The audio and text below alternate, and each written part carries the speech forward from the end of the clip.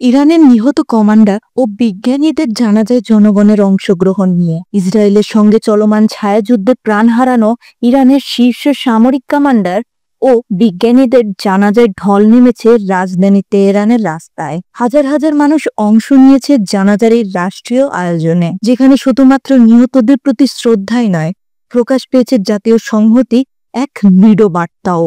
সাম্প্রতিক সময় সিরিয়া ও গাজা উপত্যকা জুড়ে ইরানপন্থী সংগঠন ও বাহিনীর ওপর ইসরায়েলের হামলার পাল্টা প্রতিক্রিয়ায় ইরান নতুন করে সক্রিয় হয়।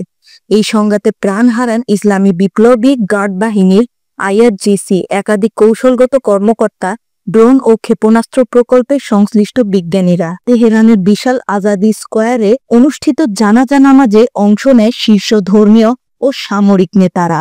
রাষ্ট্রপতি, সংসদ স্পিকার সহ সরকার ও বিপ্লবী গার্ডের শীর্ষ পর্যায়ের ব্যক্তিরা একে একে উপস্থিত হন মরদেহর পাশে। জানাজার ময়দানে মানুষের মুখে মুখে ছিল প্রতিশোধের ডাক। তারা বলছেন, এই রক্ত বৃথা যাবে না, শত্রুকে চরম মূল্য দিতে হবে। আমার ভাই মারা গেছে দেশের জন্য, আমরা সবাই শহীদ হওয়ার জন্য প্রস্তুত, বললেন এক বয়স্ক নাগরিক চোখে জল নিয়ে। এদিকে ইসরায়েল যদিও এসব অভিযানের দায় স্বীকার করেনি, তবে বিশেষজ্ঞরা বলছেন এটি মধ্যপ্রাচ্যে এক অনির্দেশ্য ও বিস্ফোরক ভবিষ্যতের ইঙ্গিত।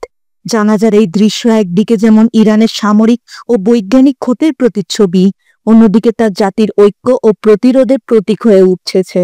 আপনারা দেখছিলেন প্রতিদিন সকাল।